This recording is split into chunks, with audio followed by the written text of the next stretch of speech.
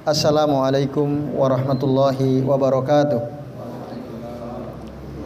Innal hamdalillah nahmaduhu wa nasta'inuhu wa nastaghfiruh wa na'udzu billahi min shururi anfusina wa min sayyiati a'malina.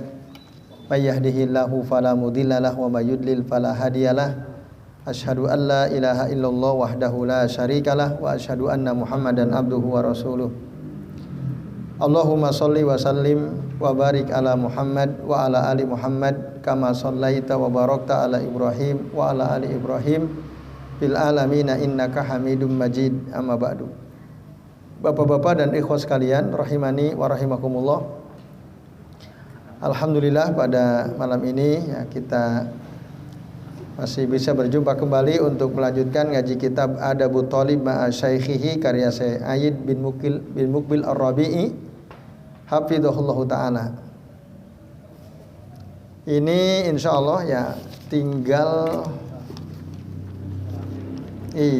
terakhir, nanti besok syukur, lalu terakhir penutup ya al-khatimah.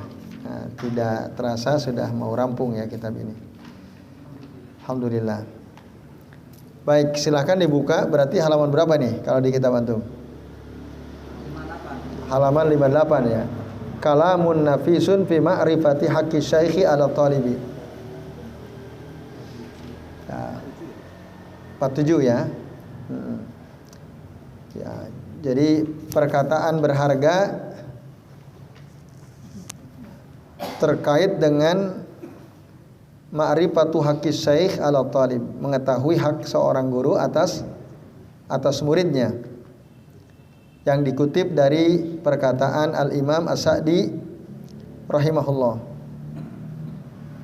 Maka Syekh Ayyid bin Muqbil Ar-Rabi mengatakan qala Al-Imam As-Sa'di rahimahullah kama fi Al-Fatawa As-Sa'diyah safha 626 ya. Berkata Al-Imam As-Sa'di sebagaimana sebutkan dalam kitab Al-Fatawa As-Sa'diyah halaman 626, Al-Imam As-Sa'di mengatakan wa amma haqquhu al-khas 'alal muta'allimi, adapun hak guru, haqquhu di sini hak dhamir ha kembali kepada as-syaikh ya, haqqu as-syaikhi al-khas 'alal muta'allimi, dan adapun hak guru yang khusus atas muridnya adalah apa? Nah, falamma bazalahu min ta'limihi, ketika si guru ini ya, memberikan waktu dia, meluangkan waktu dia untuk mengajarkan muridnya, min ta'limihi wal hirsu ala ma yursiduhu, dan dia ya semangat untuk membimbing si murid, al-hirs itu semangat ya, ala ma yursiduhu, atas sesuatu yang bisa membimbing muridnya, hu di situ murid, wa yuwassiluhu ila a'la darajat, dan mengantarkannya ke derajat yang tinggi. Nah, itu yang diinginkan oleh guru ya. Guru yang baik itu dia pasti berusaha meluangkan waktu untuk mengajar muridnya, semangat untuk membimbing muridnya, berusaha untuk menghantarkan yuwassiluhu ila a'la darajat, ke derajat yang tinggi. Nah, maka falaisa naf'ul aba'i wal ummahat nadhiran linaf'i al muallimina al murabbin linnasi bisigoril ilm qabla kibari. Manfaat orang tua, bapak ibu itu tidak sebanding dengan manfaat guru, para pendidik, gitu ya. Tidak bisa dibandingkan, tidak sebanding. Nah, gitu ya. Jadi falaisa naf'ul aba'i wal ummahati nadhiran li naf'il muallimin. manfaat dari orang tua, bapak, ibu yang diberikan kepada anaknya itu tidak sebanding dengan manfaat dari para guru yang mendidik manusia bisigor al-ilm qabla kibarihi, dengan ilmu-ilmu yang kecil sebelum ilmu-ilmu yang besar, gitu ya. Al-bazilina nafa isa awqatihim, yang telah meluangkan waktu-waktunya yang berharga, dia luangkan untuk apa? Mengajarkan muridnya. Dia luangkan waktu-waktu berharga dia, mungkin untuk keluarga, dia hilangkan waktu dia untuk keluarga. Dalam rangka apa? Tadi menggunakan waktu berharga itu untuk mengajar, ya. Wa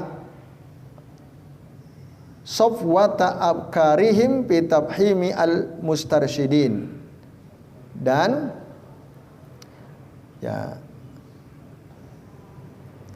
menghabiskan atau menggunakan pikiran terbaiknya untuk memahamkan mereka,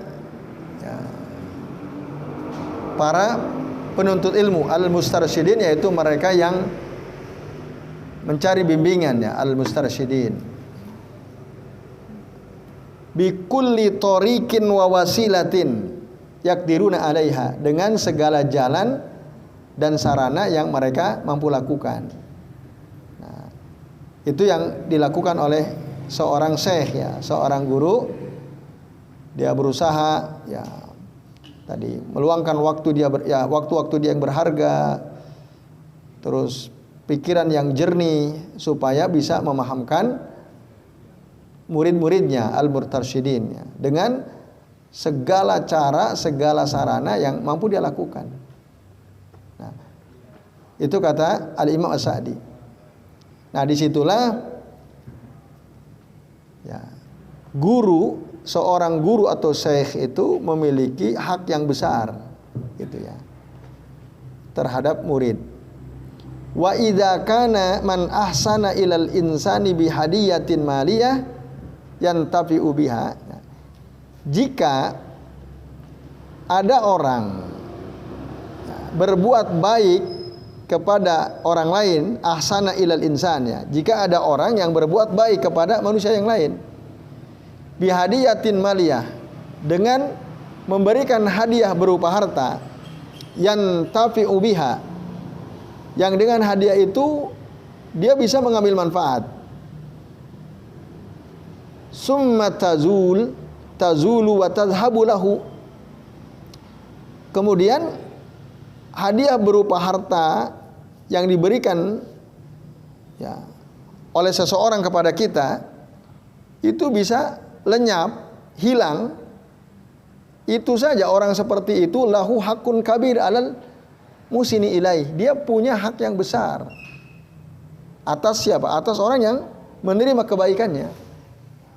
Contoh gini, bapak-bapak dan ibu sekalian, ada orang baik sama kita, dia memberikan hadiah berupa harta. Katakanlah dia memberi handphone gitu, ngasih kita handphone bagus, baru, bisa kasih HP, dikasih motor gitu misalnya, kita kasih hadiah. Nah, lalu kita bisa memanfaatkan handphone atau motor yang kita terima dari seseorang itu.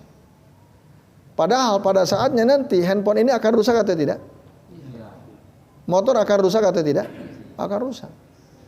Itu saja, orang yang berbuat baik sama kita, dia punya hak besar dari kita sebagai penerima.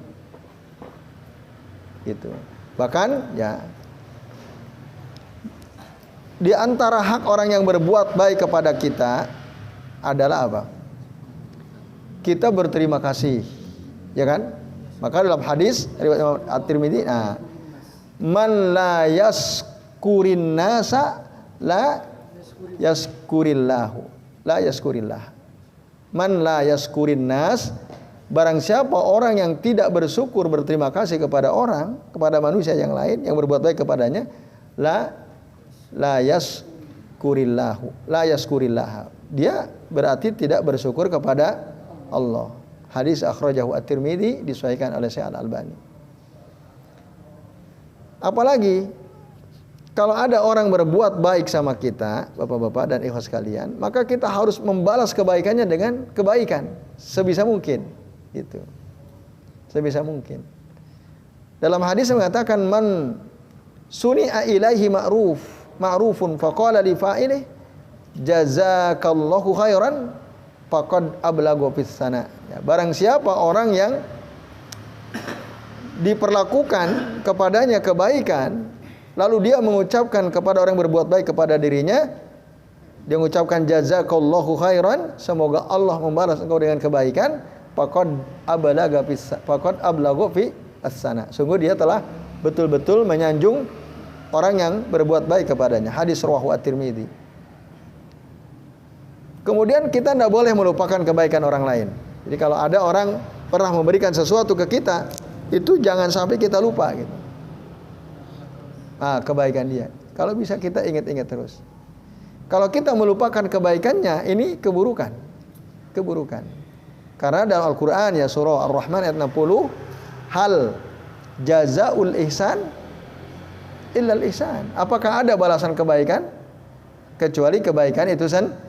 Kalau ada orang berbuat baik sama kita harus baik, harus balas dengan kebaikan pula. Nah, jadi jangan sampai kita membalas kebaikan seseorang ya kecuali dengan kebaikan. Jangan sampai kita tidak berterima kasih, kita tidak ingat ya, kita bahkan lupakan kebaikannya, jangan. Nah, itu. Kalau ada orang melupakan kebaikan orang lain pada dirinya, itu katanya yukhalifu al-qaidatul Qur'aniyah. Dia telah menyelisih kaidah Quran. Tadi hal jazaul ihsan illal ihsan. Nah, kemudian ini sama orang yang berbuat baik secara duniawi ya. Kita tidak boleh berbuat buruk kepadanya setelah kita menerima kebaikan darinya. Karena itu merupakan pengingkaran yang paling buruk ya. Li'anna dzalika min akbahi suwari al-juhud. Hasan Al-Basri mengatakan laisa laimun man idza ahsanta ilaihi kafa'aka walakinnal laima man idza ahsanta ilaihi asa'a ilaik. Bukanlah orang yang hina orang yang engkau berbuat baik kepadanya lalu dia membalas kebaikanmu. Akan tetapi orang yang hina itu siapa? Man idza ahsanta ilaihi adalah orang yang apabila engkau berbuat baik kepadanya asa'a ilaika, dia malah berbuat buruk kepadamu. Nah, ini seburuk-buruk orang. Nah, terus hak yang lain didoakan. Kita kalau mendapat kebaikan dari orang maka doakanlah ya.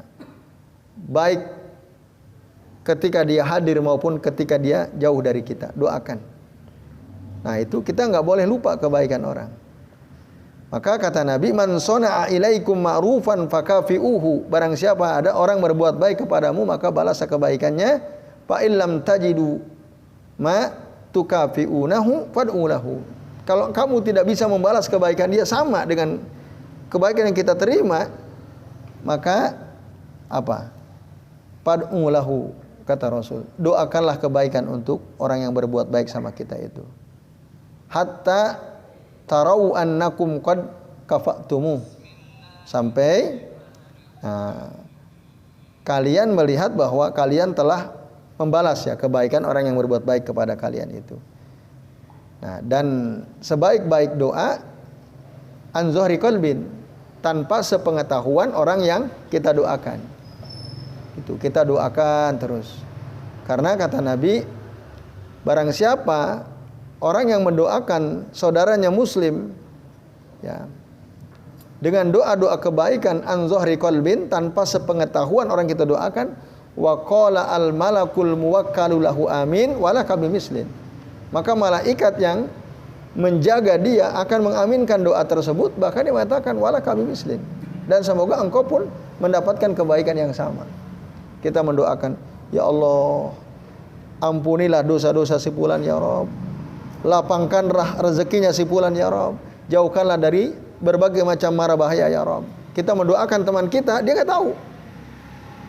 Nah, dia banyak berbuat baik sama kita. Nah, maka malaikat al-muwakkal lahu akan mengaminkan doa kita. Dan bahkan dia katakan walaka bimislin. Nah, semoga engkau pun mendapat kebaikan yang sama. Itu bagi orang yang berbuat baik dalam memberikan apa? Harta tadi, maliyah, bihadiyatin maliyah. Nah, lalu fama dhannu bihadayal ilm an-nafi. Lalu bagaimana jika orang itu telah memberikan hadiah ilmu yang bermanfaat, yang banyak beragam ilmu, al-kasiru al-mutanawwi'ah, al-baqi naf'u hamadama al-abdu hayyan, yang manfaatnya terus ada selama kita masih hidup, wa ba'da mamati, bahkan ilmu itu juga terasa manfaatnya setelah kita mati. Al-mutasalsilu bihasbi hal tilka al-hadaya, yang terus bersambung manfaat itu sesuai tentu kondisi atau keadaan ilmu yang diberikannya itu. Bagaimana dengan mereka? Nah, jika ada orang berbuat baik kepada kita dengan kebaikan yang berupa harta, itu saja haknya mereka sangat besar. Hak mereka atas kita sangat besar. Lalu bagaimana jika orang tersebut memberikan manfaat yang jauh lebih dahsyat? Ilmu itu manfaatnya sampai mati, itu maksudnya. Nah, itu kata Al-Imam As-Sa'di. Nah, maka fahina idzin ya'rifu anna lahu minal haqqi wat tawqir wa husnil adabi ma'ahu wal wuquf ma'a isyaratih. Maka pada waktu itu ya dia tahu, si murid itu tahu anna lahu, bahwasannya bagi si guru tadi, si syekh, dia punya hak, minal hak. Untuk apa?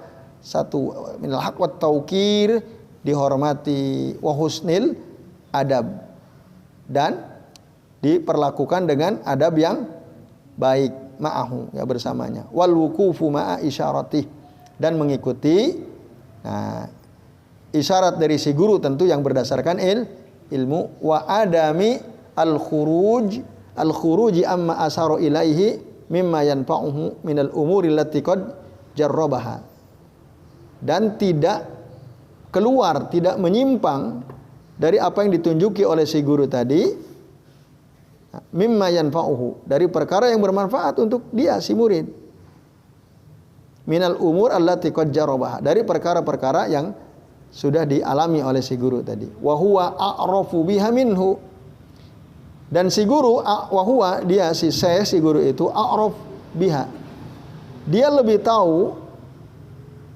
biha itu bil umur an-nafi'ah, dengan perkara yang bermanfaat, minhu, daripada si murid, min kaifiyati ta'lim, tentang tata cara mengajarkan, wa nahwiha, dan yang sejenis dengan itu, ma laisa li ghairihi, yang mana hal itu tidak dimiliki oleh yang lain selain guru kita, gitu.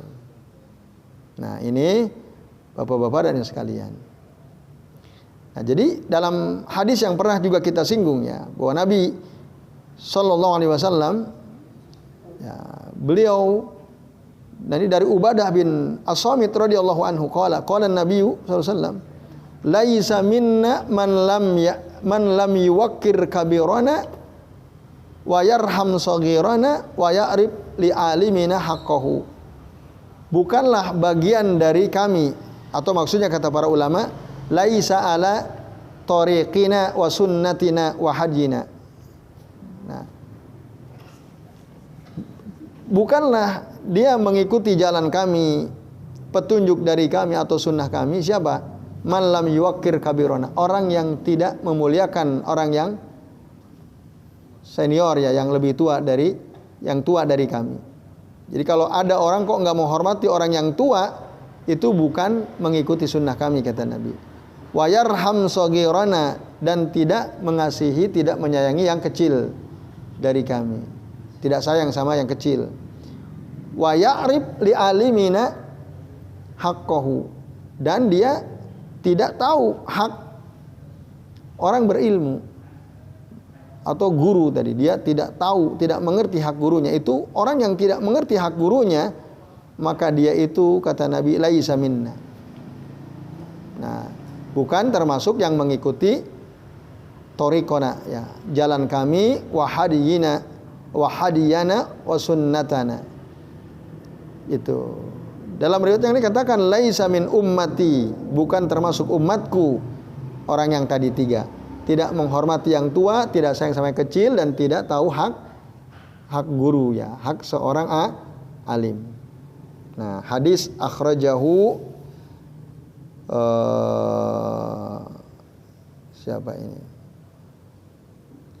Ahmad ya. Hadis ini diriwayatkan oleh Imam Ahmad di antaranya wa Abu Daud was sahahahu Al-Albani, dan disahihkan oleh Syekh Al-Albani. Nah, baik Bapak Ibu dan Saudara sekalian, kemudian di paragraf yang ketiga disebutkan waliyajlis baina yadayhi muta'addiban, hendaklah seorang murid itu duduk di depan gurunya dengan duduk yang beradab. Wa yuzhir ya, wa yuzhiru ghayata hajatihi ila ilmi, dan menunjukkan bahwa dia sangat membutuhkan kepada ilmunya. Nah, kan ada orang ngaji itu ya menunjukkan kalau dia nggak butuh, saya sebenarnya nggak butuh ilmu gitu ya. Ada yang seperti itu ya. Yang penting hadir lah gitu. Ilmunya aku nggak butuh, yang penting aku ketemu teman-teman. Nah, ini orang yang seperti itu berarti dia la yudhir ghayata hajatihi ila ilmi. Jadi manakala kita duduk di satu majelis, di situ ada seorang guru, tunjukkan bahwa kita betul-betul butuh terhadap ilmu. Nah, wa yad'u lahu hadiran wa ghaiban. Berdoalah ya. Dia si murid mendoakan kebaikan untuk gurunya, baik ketika gurunya hadir maupun tidak.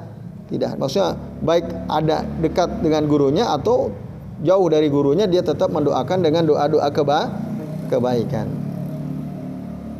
Nah, ini. Wa idza athafahu bi faidatin, apabila si gurunya itu memberikan faidah au taudihi muskilin, atau memperjelas perkara yang muskil ya, fala yuzhir annahu qad arafahu qablah, maka jangan sampai si murid itu menunjukkan aku wis ngerti. Nah, jangan menunjukkan aku wis ngerti gitu. Wa in kana arifan lahu, meskipun memang si murid itu udah tahu hal yang dibahas oleh guru itu udah ngerti. Jadi jangan sampai si murid itu tadi menunjukkan aku wis ngerti gitu. Jangan gitu. Wis tahu aku. Sehingga dia akhirnya meremehkan gitu ya. Kau wis ngerti aku, wis hafal misalnya. Jangan gitu. Ketika si guru itu menjelaskan sesuatu tadi ya. Walaupun memang faktanya kita udah ngerti, kita udah paham. Karena mungkin berulang-ulang kita mendengarkan hal itu dan seterusnya. Nah, saat guru sedang menjelaskan, jangan tunjukkan kalau saya sudah tahu gitu. Pakai bimalam ya'rifu. Lalu bagaimana kalau guru tadi menjelaskan sesuatu yang si murid belum tahu sama sekali. Nah, apalagi itu gitu ya. Apalagi yang kita sebagai murid nggak tahu, harus lebih kita tunjukkan kalau kita betul-betul butuh terhadap ilmu tersebut. Nah, walihada kana hadza al-adab mustahsinan ma'a kulli ahadin fil ulum wal mukhatabat fil umuri diniyah wa dunyawiyah. Nah, oleh karenanya adab ini sangat baik ya, dimiliki oleh setiap orang.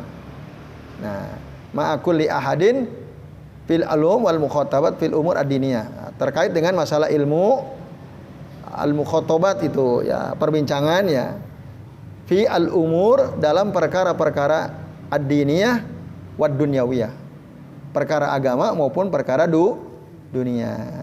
Nah, jadi kesimpulan dari paragraf ketiga ini Bapak-bapak dan Ibu sekalian adalah apa? Tadi kita tunjukkan kalau kita hadir di majelis ilmu itu, kalau kita betul-betul butuh terhadap ilmu. Doakan guru kita ya.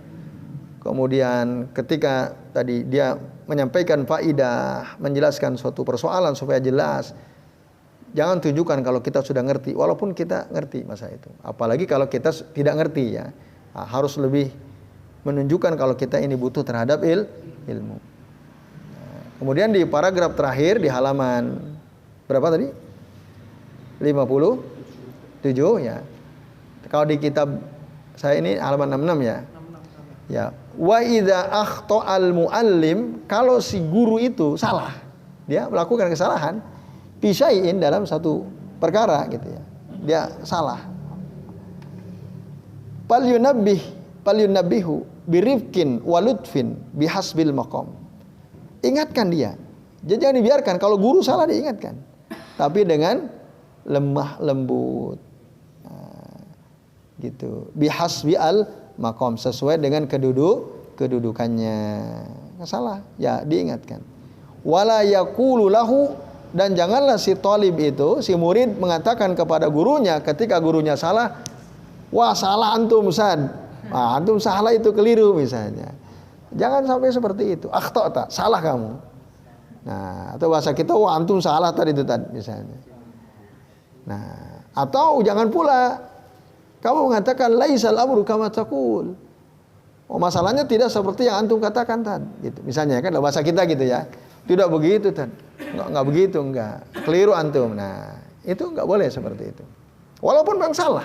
Si guru itu diingatkan tapi bahasanya tidak begitu, itu maksudnya. Nah, bal ya'ti bi ibaratin latifah yudriku bihal muallim khata'ahu. Akan tetapi dia ungkapkan, dia datang dengan ungkapan yang lembut. Yang dengan ungkapan lembut tersebut si guru jadi tahu kesalahannya. Misalnya, Ustadz Afwan, kemarin antum menyampaikan ini. Itu sepertinya keliru ya Tad. Karena saya baca di kitab ini misalnya, tidak seperti yang antum sampaikan. Nah gitu. Kita hanya berdua ya dengan guru kita, lalu kita sampaikan dengan bahasa yang lembut. Nah itu. Nah dengan begitu, oh iya ya, saya salah ya. Oh iya, syukran. Nah sehingga dia jadi sadar, oh iya, ternyata yang saya sampaikan salah gitu. Ye, syukron, antum sudah ingatkan saya. Nah gitu, jadi sadar akhirnya gurunya. Min dunian yatasawwasa qalbuhu, tanpa membuat hatinya itu jadi kacau, gitu, jadi bingung. Karena kalau kita, wah antum salah kemarin, wah, antum ini gak benar, gimana sih antum misalnya. Nah kalau digituin kira-kira si guru akan gimana pikirannya? Wah kacau itu, wis aku gak mau ngajar lagi lah gitu ya. Nah itu, akhirnya begitu, akan kacau itu hatinya. Fa inna hadza minal huquq al-lazimah. Nah, sesungguhnya ini merupakan hak-hak yang wajib dipenuhi ya. Hak guru yang wajib dipenuhi oleh muridnya. Wa huwa ad'a ilal wusuli ila shawab. Cara yang baik, yang beradab, yang lembut itu lebih bisa mengarahkan kepada kebenaran. Jadi, kalau guru salah, si murid mengingatkannya dengan adab, dengan lembut, gitu ya. Nah ini bisa lebih mengarahkan si guru tadi sampai kepada kebenaran. Ila al-wusuli ila shawab. Tapi fa in raddal ladzi yushibuhu su'ul adab wa ij'azu al-qalb. Tapi kalau fa in radda, kalau si murid ini ya membantah gitu ya, gurunya alladzi yusibuhu su'ul adab, yang bantahan itu bersamai dengan adab yang buruk ya, wa ij'azu al-qalb, dan menggelisahkan hati si guru. Apakah si guru akan menerima diingatkan tentang kesalahannya atau tidak kira-kira? Tidak. Itu akan bahkan yamna'u ma'a min tasawwuri aswab wa min qasdihi. Bahkan itu bisa mencegah si guru tadi untuk membayangkan yang benar. Akan terhalang dia. Karena cara murid mengingatkan, membenarkan kekeliruan si guru tadi, adabnya nggak benar. Adabnya buruk adabnya. Membuat hatinya jadi gelisah gitu ya. Nah ini. Maka jangan sampai seperti itu. Pernah kami waktu kuliah di pasca sarjana S2 gitu, ada dosen ya, beliau ini dikenal agak sekuler gitu ya, liberal dari tulisan-tulisannya. Nah, waktu itu saya pribadi ya, semangat sekali untuk membantah yang liberal waktu itu ya. Sehingga jadi ya beliau bilang ke saya, aku ini kalau kuliah Hasan masuk nggak nyaman gitu ya. Sampai begitu. Nah, saya merasa berdosa sampai hari ini ya. Saya ingin gitu sowan sama beliau. Karena kan gitu. Misalnya beliau membantah, bagi saya nggak ada itu kan ada jiwa ada 3 kan. Ada jiwa ammaratun bisu, ada jiwa yang apalagi itu, ada 3. Mutmainnah, nafsul mutmainnah, nafs ammaratun bisu, satu lagi apa? Nafsul lawwamah. Beliau waktu itu mengatakan nggak ada itu. Nafsul mutmainnah nggak ada, kata beliau. Tegas sekali begitu. Wah, saya langsung ini kan. Oh, antum gimana Pak gitu. Itu bahasa Al-Qur'an, ada dalam Al-Qur'an, saya bilang. Iya, ya ini semangatnya kan semangat ini kan, perlawanan terhadap liberalisme kan waktu di S2 itu. Saya bilang ada dalam Al-Qur'an Pak dalilnya. Wah, tapi itu saya merasa nggak sopan sekali sebenarnya ya, yang saya lakukan itu ya. Wah, spontanitas itu. Sampai akhirnya di akhir kuliah setelah 14 kali pertemuan, beliau mengatakan begitu langsung. Aku itu kalau kamu Hasan masuk nggak nyaman, aku kata dia. Aduh, saya waktu itu ngerasa nggak enak gitu. Nah, terus kan waktu itu beliau ngasih tugas buat artikel gitu. Ya, sebenarnya tidak dihargai artikel yang saya buat ya. Tapi saya harus terima itu. Saya harus terima itu. Itu kesalahan gitu ya. Tadi walaupun memang misalnya apa yang disampaikan oleh guru kita sesuatu yang salah jelas ya, bertentangan dengan Al-Qur'an, jangan begitu caranya gitu. Ya, pengalaman pribadi. Bahkan sampai hari ini ada teman S2 saya, tapi beda jurusan ya waktu itu. Antar saya yuk ke siapa? Pak Pulan, ke Pak Prof Pulan. Saya merasa salah ya sampai sekarang saya kepikiran terus itu ya. Wah, yang saya lakukan waktu kuliah sama beliau karena beliau agak liberal gitu kan. Mau minta maaf gitu. Nah, tapi teman saya waktu itu, oke, ayo, kapan kamu siap? Nggak jadi ya. Nah, beliau alhamdulillah masih sehat ya, tapi udah sepuh gitu. Jadi baik, pelajaran penting dari apa yang kami alami itu keliru gitu, sikap seperti itu. Itu jelas salah. Dan kami mengakui bahwa itu salah ya. Walaupun tadi pendorongnya karena perlawanan terhadap liberalisme ya, semangat, tapi ya keliru itu, gitu. Nah, walaupun ya berbeda gitu. Nah, saya sampai kan ada Prof di Al-Qur'an itu ada dalam surah Al-Fajr itu, ya ayyatuhan nafsul mutmainnah irji'i ila rabbiki radiyatan mardiyah. Nah, sampai saya mengatakan secara waktu itu ya bantahan kami kepada beliau. Walaupun kan kalau kuliah sebenarnya nggak masalah ya, tapi ya bantah-bantahan dengan sesama mahasiswa kan. Kita kalau kuliah kan kita buat makalah, presentasi, nanti dibantah dan seterusnya. Nah, setelah selesai kan ada review dari dosen kan, beliau menyimpulkan dan seterusnya. Tapi tadi kesimpulan beliau waktu itu menurut kami kurang pas gitu. Tapi memang Prof, saya bilang secara faktual apa yang jenengan sampaikan bisa jadi benar. Tapi secara ideal ya itu salah kalau dikatakan tidak ada nafsu mutmainnah, itu salah saya bilang. Karena dalam Al-Qur'an ada. Tapi mungkin kalau faktanya, kan beliau kasih contoh. Apa contohnya? Banyak nggak kata beliau kiai-kiai yang memperkosa atau menzinahi santrinya? Wah, beliau sebutkan data-data kan. Nah, ini menunjukkan bahwa nafsu mutmainnah itu nggak ada. Nah, beliau mengatakan begitu kan, nggak ada. Nah, ini tapi itu pengalaman yang tidak perlu diulang ya, itu pengalaman jelek ya yang kami alami sendiri. Bahkan kadang-kadang kami, ini jangan-jangan mengurangi keberkahan ilmu ini ya. Karena waktu itu mata kuliahnya hermeneutika Al-Qur'an ya, hermeneutika Al-Qur'an. Mata kuliahnya ya. Nah, ini Bapak-bapak dan jamaah sekalian ya, a'adzani Allah wa iyyakum ajmain. Ya, baik.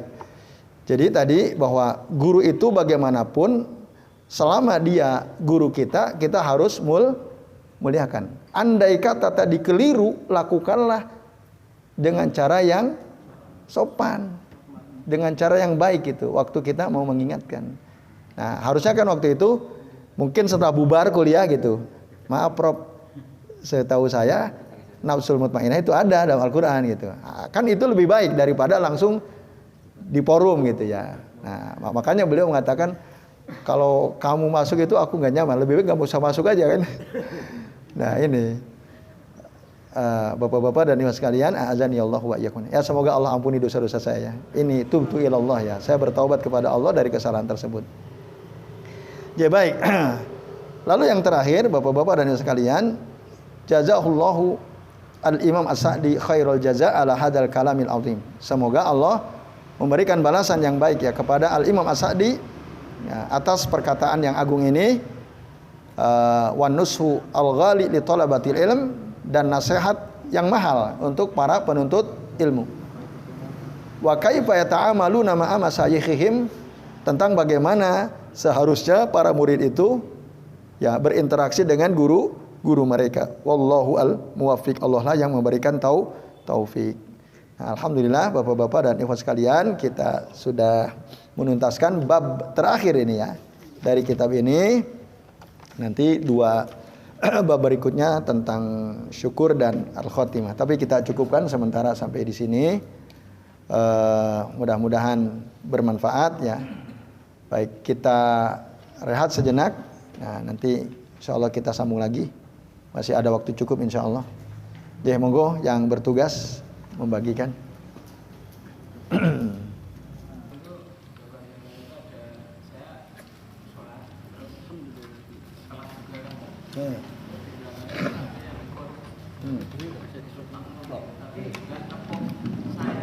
Ya, sebentar.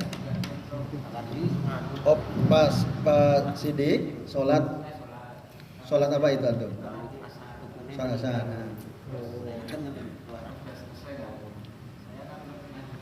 Oh, antum masbuk.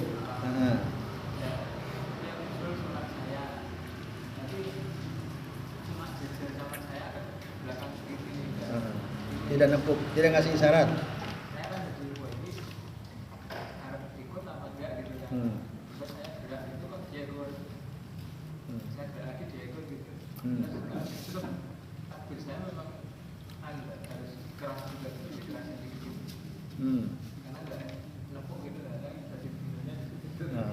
Akhirnya apa yang antum lakukan waktu itu? Ya, akhirnya cuma Allahu Akbar, tapi ya sedikit keras, tapi sedikit gitu. Enggak mantap gitu dalam hati. Karena ini orang mau bermakmum ke saya atau tidak gitu. Iya. Lah. Oke.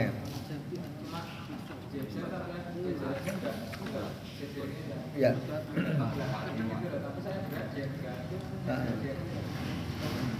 Lalu yang antum tanyakan apanya nih?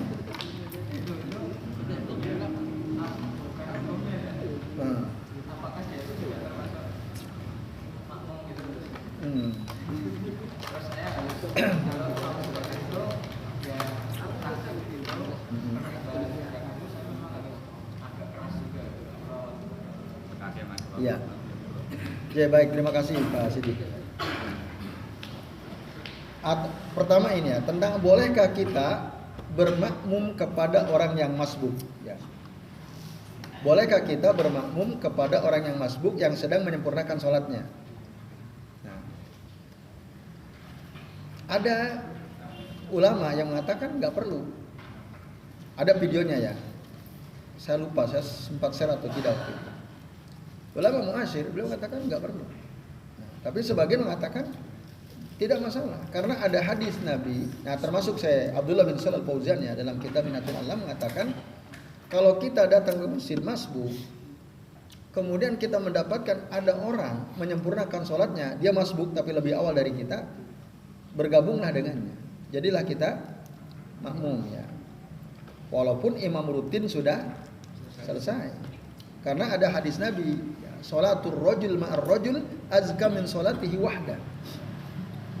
Sholat seseorang dengan orang lain itu lebih afdal, azka min sholatihi wahda, daripada dia sholat sendirian. Gitu. Wa sholatuhu ma'ar rajulaini azka min sholatihi ma'ar rajul. Sholat dia bersama dua orang itu lebih afdal daripada dia sholat dengan satu orang. Wa maka surufa huwa ahabu ilallahi ta'ala. Maka yang semakin banyak jamaah itu semakin disukai oleh Allah Subhanahu wa taala. Hadis dari Ubay bin Ka'ab ya riwayatnya. Nah, hadis ini dikeluarkan oleh Abu Daud, oleh Al-Imam An-Nasai wa Ahmad. Lalu dinilai sahih ya oleh Ibnu Hajar Al-Asqalani karena ada lahu syahidun qawi ya, ada penguat yang kuat ya. Itu terkait dengan derajat hadis ini ya. Baik, itu dasarnya, sehingga tidak mengapa kita waktu masbuk bermakmum kepada orang yang masbuk, tidak ada masalah, supaya sholat kita lebih banyak kan. Tadi lebih baik kita bersama seseorang daripada kita sholat sendirian. Nah, lalu yang kedua, bagaimana kalau kita mau bermakmum kepada orang yang masbuk sholat? Dalam mazhab Syafi'i yang pernah kami baca, memang diberi isyarat orang yang mau kita jadikan imam, ditepuk pundaknya sebagai isyarat bahwa kita mau bermakmum kepadanya. Agar apa tujuannya? Agar si imam tadi mengeraskan takbirnya, sehingga ketika perpindahan dari satu keadaan ke keadaan yang lain, kita sebagai makmum ngerti, itu kita paham. Apalagi kalau kita bermakmum di belakang imam ya, di belakang. Nah, kalau berdua di sebelah kanan, Nah itu. Kalau di sebelah kanan mungkin tidak menepuk, kita tahu ya. Kita sebagai makmum memposisikan diri sebelah kanan, gerakan imam kita ngerti. Tapi di mazhab yang lain tidak perlu, karena itu nggak ada. Tuntunannya nggak ada. Nepuk orang yang mau kita jadikan imam itu nggak ada. Dasarnya kalau ditanya nggak ada. Nah, itu ijtihad dari para ulama mazhab Syafi'i. Nah, cuma memang jadi masalah kalau kita berdua mau makmum kepada orang yang sedang sholat, menyempurnakan sholatnya. Kalau kita nggak tepuk, dia ngerti nggak kalau ada makmum di belakang dia? Kemungkinan nggak ngerti, kemungkinan ngerti, ada juga ya. Nah, tergantung. Nah, disitulah kemaslahatan menepuk pundak bisa diterima, supaya orang yang kita jadikan imam paham. Nah, maka kalau kita sebagai imam tadi Pak Sidik, bolehkah kita merubah niat dari makmum menjadi imam? Boleh. Merubah niat. Sebagaimana Rasul tadinya sholat sendiri, dijadikan imam oleh siapa? Oleh Abdullah bin Abbas radhiyallahu anhu, ya, oleh sepupunya ya. Itu akhirnya yang kala itu dia berdiri di samping kiri ya, lalu digeser oleh Nabi SAW. Terus ada dua sahabat, pertama di kiri, kanan, kedua di kiri, dua-duanya didorong oleh Nabi SAW. Itu belakangan, tadinya Rasulullah sendiri. Nah, itu menunjukkan bahwa merubah niat fi wasatis au asna as-shalah, dari sholat munfarid menjadi imam itu boleh, dibolehkan. Merubah niat di tengah-tengah sholatnya. Nah, kalau kita dijadikan imam, maka adab imam itu mengeraskan takbir, mengeraskan ucapan takbir, supaya apa? Makmum kita tahu ada perpindahan. Nah, maka disebut takbir itu dalam sholat ada dua kan? Hanya ada dua. Takbiratul ihram sama takbir intiqal. Intiqal itu maksudnya takbir menunjukkan adanya perpindahan dari satu keadaan ke keadaan yang lain. Nah, maka Pak Sidik harusnya memang mengucapkan takbir dengan keras gitu. Kemudian yang terakhir, kalau kita hanya sendiri sebagai makmum, posisinya di mana? Apakah sebelah kanan persis sejajar atau agak mundur sedikit? Nah, yang kami baca di kitab Minatul Alam sejajar, tidak mundur. Jadi persis sejajar dengan imam. Ada orang bertanya, loh kalau kita sebagai makmum lebih tinggi badannya, nanti kalau sujud kepalanya lebih depan. Ya misalnya Pak Budi bermakmum sama Pak Aryo misalnya. Pas sujud, kira-kira kepala Pak Budi lebih depan, lebih depan. Nah, oleh karenanya ada yang mengatakan agak mundur sedikit supaya pada saat sujud posisi dia tidak lebih depan daripada imam. Itu. Tetapi tadi ya kalau yang tadi kita perhatikan hadis terkait tadi Nabi diikuti oleh Abdullah bin Abbas, ya Rasul meletakkannya sebelah kanan sejajar. Jadi tidak lebih mundur, tapi sejajar. Kalau sujud kepala lebih, si makmum kepala lebih ke depan itu nggak ada masalah. Yang penting berdirinya tidak di depan sejajar. Itu pasti. Allahu a'lam bishawab.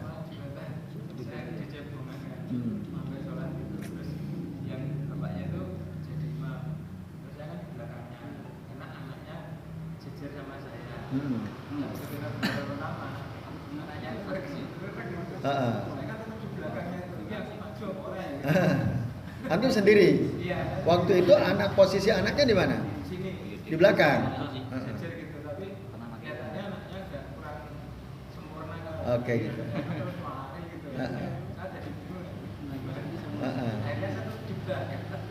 Maju nggak ada masalah. Kalau antum sampai akhir sholatnya cuman sendirian. Jika itu memungkinkan, mungkin nggak maju? Mungkin. Oh, kalau nggak memungkinkan nggak masalah. Nah harusnya imam kalau tahu ada yang makmum ke dia, boleh nggak imam geser? Boleh. Imam geser. Kalau makmum tidak mungkin memposisikan diri sebelah kanan imam karena ada tembok, maka imam yang geser supaya sempurna berjamaahnya. Gitu. Cuma memang banyak mungkin imam nggak ngerti kan. Yang penting atau situasinya kayak tadi, saya sholat asar tadi itu. Saya masbuk. Lalu anak saya si Bilal itu baru datang. Nah, lalu ada bapak-bapak, Bilal itu ikut abimu, kamu sholat bermakmum. Nah, posisi di sebelah kiri saya kosong satu, terus tembok. Posisi sebelah kanan saya ada bapak-bapak lagi zikir kan. Saya di ujung. Nah, itu situasi agak repot. Biasanya si Bilal kalau ikut nggak ngikutin saya, dia sendiri gitu ya. Karena belum begitu paham. Nah, terus si bapak-bapak ngomong, kamu ikuti abimu gitu. Tadinya saya mau geser ke memberikan tempat. Saya kira tadi si Musa kan samar-samar itu si Bilal, karena dua-duanya anak saya datang telat. Nah, ternyata si Bilal saya mau geser agar posisi saya ditempati dia. Saya persis di sebelah kanan, sebelah kirinya kan, dia sebelah kanan saya. Tapi situasinya tadi agak repot. Akhirnya, nah, si Bilal posisinya di sebelah kiri ya, saya di sebelah kanan. Dan si bapak ini zikirnya lama juga nggak pindah-pindah. Saya mau geser si Bilal ke sebelah kanan saya, nggak bisa karena si bapaknya zikir lama ya. Sampai saya rampung sholat dia masih zikir. Tapi saya bisa tadi. Caranya gimana? Ya udah si Bilalnya kita geser tukar tempat gitu. Sebenarnya bisa. Yang terbaik seperti itu. Sebagaimana yang dilakukan oleh Rasul kepada Abdullah bin Abbas radhiyallahu anhu. Nah, wallahu a'lam bishawab. Tukar tempat maksudnya Ustaz tempat di tempatnya Bilal, Bilal tempatnya Ustaz. Ya, jadi saya geser kan si Bilal tinggal geser, anak kita sendiri kan. Geser. Cuman nanti dia paham enggak itu masalah juga. Kalau si Musa mungkin udah paham si Musa. Ya itu, monggo Pak Budi. Tadi yang disebut apa? Laisa minna man lam yuwaqqir kabirana wa lam yarham. Sebelumnya yang anak muda tadi. Bukti kita sayang pada anak muda itu apa? Kita nasihati ketika dia kesalahan. Gimana buktinya? Bukti kita sayang pada anak Oh muda. ya. Ya, menasehati salah satu bukti kasih sayang. Kalau kita sayang sama orang, ya kita menasehati. Kalau dia keliru. Bahkan kan ad-dinu an-nasiha. Agama itu adalah nasihat. Lillahi wa li kitabihi wa li rasulihi wa li a'immatil muslimin wa ammatihim. Jadi agama itu nasihat terakhir kan untuk seluruh kaum muslimin. Menasihati itu karena sayang. Apa itu an-nasihat? Nasihat itu kan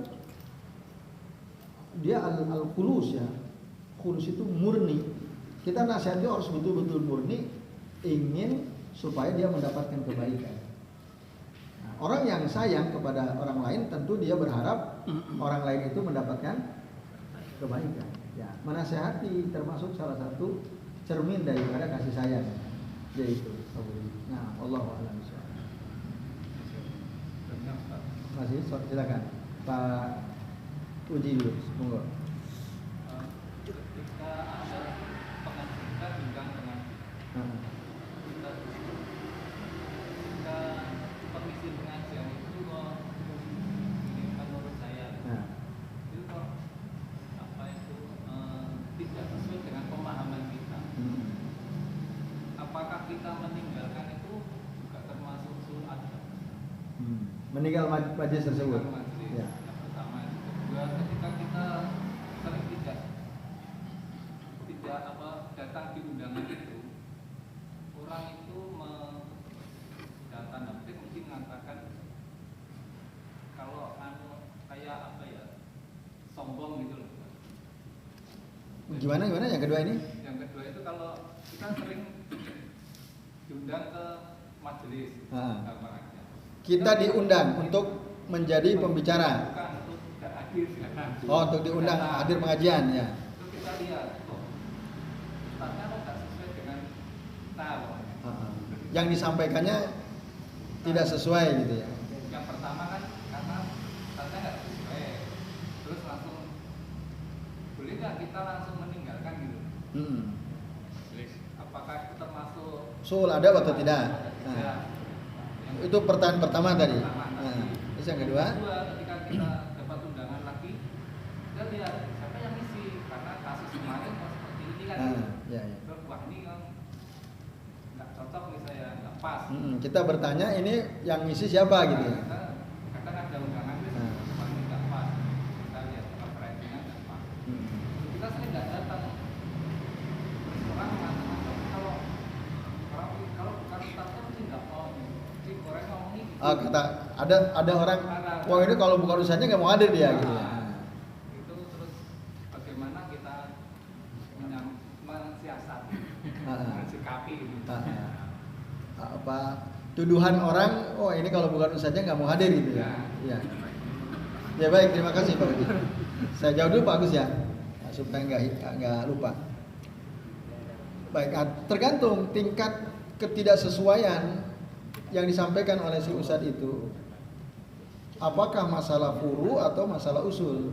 Nah, itu masalah furu atau usul, terus berkaitan dengan masalah sunnah bid'ah atau tidak. Nah, kalau masalah furu kan banyak ya khilaf para ulama terkait dengan masalah fikih ya, maka sebaiknya kita tidak perlu meninggalkan majlis tersebut. Masalah furu ya. Tapi kalau usul, masalah yang pokok, nah itu kita sebaiknya meninggalkan majlis itu. Karena ya di antara dalil ya yang bisa kita rujuk. Nah, misalnya dalam surah, silakan dibuka surah Al-An'am ayat 68 ya.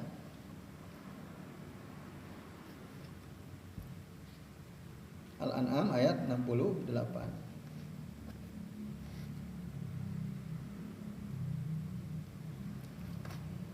Sudah ketemu?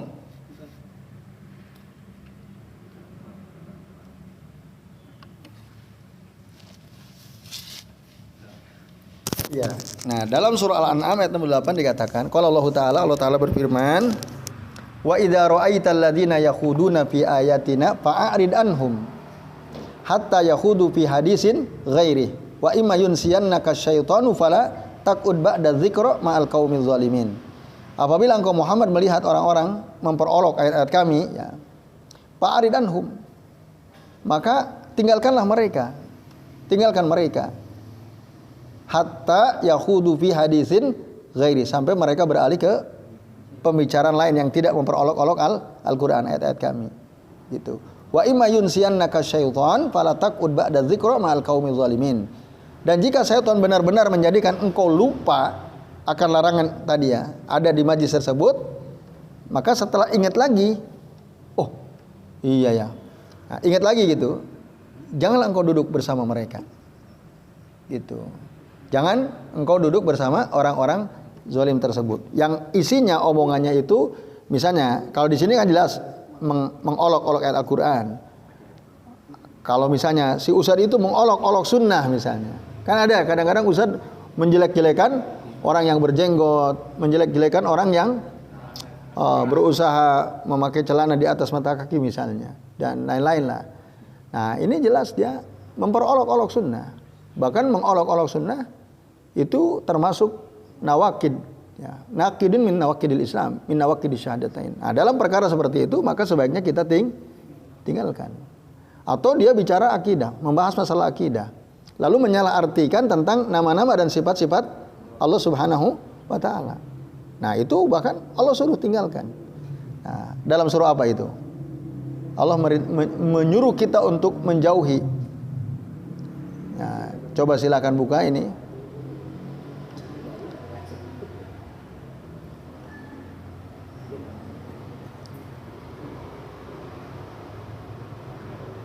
Dalam surah Al-A'raf ayat 180. Silakan buka. Al-A'raf ayat 180. Nah, jika yang dibahas masalah pokok ya, masalah akidah atau masalah-masalah tadi menghina sunnah dan seterusnya, tinggalkan.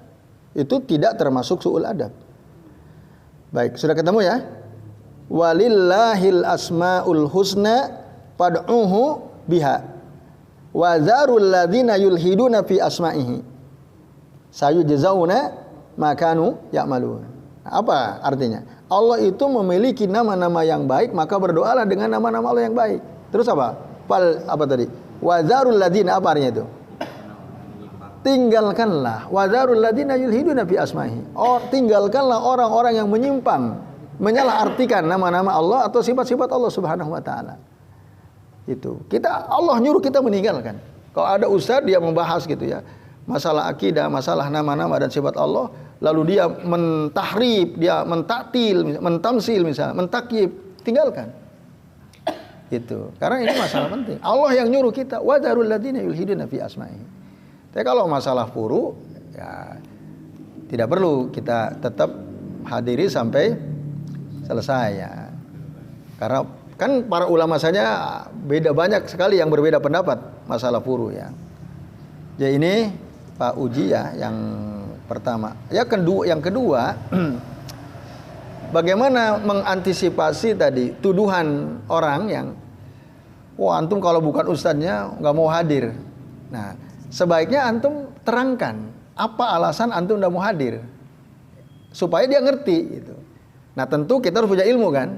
Saya nggak mau kalau Ustadz Fulan yang hadir. Kenapa? Karena dia misalnya sering memperolok-olok sunnah, bahkan dia sering mendorong kita untuk mengamalkan amalan-amalan bid'ah, atau tadi secara akidah dia itu bermasalah, sering mentahrib atau mentaktil sifat-sifat Allah Ta'ala. Nah supaya dia ngerti apa alasan kita, bukan soal ustadz saya atau bukan ustadz saya, ini soal ilmu yang sudah saya sampai kepada saya bahwa, nah antum sebutkan jelas ada ayatnya tadi surah Al-A'raf ayat 140 ya, benar ya tadi ya, ayat 180 ya.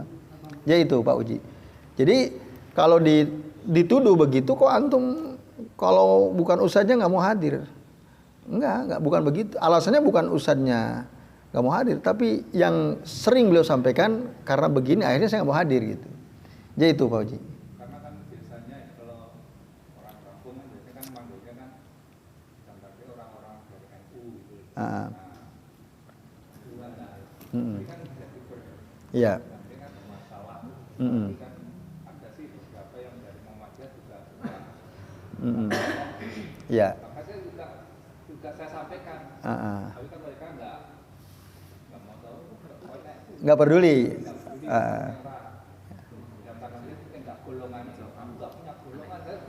Iya. Ini bukan soal golongan gitu ya.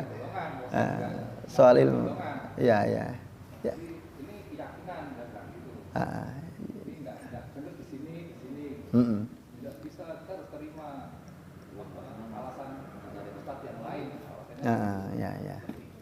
Ya sudah benar. Kalau antum sudah menjelaskan, sikap antum sudah, insya Allah sudah benar. Yaitu, wallahu alam. Ya biasa resiko pasti ada kan. Nah, tinggal antum sabar dengan tuduhan-tuduhan tadi. Kalau bukan golongannya tidak mau hadir. Antum kan udah jelaskan ini bukan soal golongan, tapi ini soal ilmu ya. Soal ilmu ini soal sunnah dan seterusnya. Yaitu, wallahu a'lam bishawab. Monggo Pak Agus. Terakhir. Terkait kita yang diaminkan oleh malaikat. Ya. Itu yang dimaksud malaikat itu malaikat yang bersama kita atau malaikat yang bersama orang yang kita doakan ini tadi. Ya. Nah, al-muwakkalu lahu, malaikat yang bersama kita. Ya, yang jagain kita. Kita ini kan selalu dijaga malaikat kan. Selain ada raqib atid ya, yang mencatat kebaikan keburukan kita, di depan kita, di belakang kita ada malaikat al-muwakkal. Memang yang Allah tugaskan dia untuk menjaga kita. Nah, mereka itulah yang mengaminkan doa-doa baik kita untuk saudara kita sesama muslim. Nah, tadi wa qala al-muwakkalu lahu amin walaka bimislin. Nah, maka berkatalah malaikat yang ditugaskan Allah untuk menjaga dia, amin ya, dia mengaminkan dan dia mengatakan walaka bimislin. Nah, dan semoga engkau juga mendapatkan kebaikan yang sama. Itu Pak Agus. Jadi mendoakan satu orang muslim sama semua muslim dunia itu aminnya cuma satu aja ya tadi. Aminnya? Iya, juga maksudnya ya Allah alhamdulillah beliau bisa berdoa. Atau ya Allah alhamdulillah seluruh muslim di dunia. Ibaratnya cuma sama amin. Aminnya cuma satu, maksudnya agak banyak amin enggak? Dari malaikat. Maksudnya untuk mendoakan mendoakan satu orang sama banyak orang itu beda. Maksud saya seperti itu. Iya. Yang antum tanyakan amin yang malaikat berapa kali gitu? Atau gimana? Bedanya itu maksudnya bedanya. Beda amalan kita. Mendoakan satu orang muslim sama 1000 orang muslim itu. Baik. Yang terbaik ya seluruh kaum muslimin doakan. Kan ada doa dalam Al-Qur'an itu, Allahumma Rabbana gfirli wali walidayya walil mu'minin yauma yakumul hisab. Ya Allah mengajarkan kita kalau kita berdoa memohon ampunan selain untuk diri kita, orang tua, juga kaum muslimin, mukminin. Itu tentu afdal, lebih utama. Tapi jika ada orang khusus ya kita doakan, itu juga bagus. Misalnya, ya ada orang berbuat baik sama kita kan. Dalam doa kita sebut, ya Rob, mudah-mudahan Pak Agus dilapangkan rezekinya, dimudahkan segala urusannya, ya Rob, ampuni segala dosa-dosanya, sebut. Dan juga demikian pula dengan kaum muslimin. Itu lebih baik tentu. Sebagai tadi ungkapan rasa terima kasih kita kepada orang yang berbuat baik sama kita. Kita doakan dia secara khusus. Nah, baru kemudian kepada seluruh kaum muslimin, yaitu. Dan ada cerita, ya. Jadi dulu itu ada seorang ulama, ya. Beliau miskin ya pas lah. Ada orang kaya, dia itu selalu membantu kebutuhan si syekh ini ya, si ulama ini. Nah, si ulama ini selalu mendoakan. Akhirnya si orang kaya ini meninggal dunia. Lalu saudaranya mimpi. Dalam mimpinya itu dia ketemu dengan si orang kaya ini yang mensupport dakwah ya. Apa yang ditemukan oleh, apa yang disampaikan oleh saudara yang sudah mati ini, dia cerita, aku di alam kubur itu mendapatkan kesenangan karena doa-doa si fulan. Nah, itu. Karena saya siapa itu masyhur ya sayanya itu. Beliau disupport oleh si orang kaya ini. Nah, lalu dia terus mendoakan, walaupun memang si ulama ini nggak pernah ngomong kalau saya doakan kamu. Dia al-zahri al-ghaib tadi. Nah, yang cerita siapa? Saudaranya ini. Saudara orang kaya yang meninggal tersebut. Dia cerita bahwa saudaranya itu di alam kubur, di alam barzakh mendapatkan kesenangan karena apa? karena saya ternyata sering didoakan oleh si fulan gitu, oleh si Syekh fulan itu. Yaitu wallahu a'lam bishawab. Nah. Oke, Bapak-bapak dan Ibu sekalian, ini sudah jam 9:10 Kita cukupkan sampai di sini. Mari kita akhiri kajian kita dengan doa kafaratul majlis. Subhanakallahumma wa bihamdika asyhadu an la ilaha illa anta astaghfiruka wa atubu ilaik. Wa sallallahu ala Muhammadin wa ala alihi wa sahbihi wa baraka wa sallama alaihim ajmain. Billahi taufiq wal hidayah. Wassalamualaikum warahmatullahi wabarakatuh.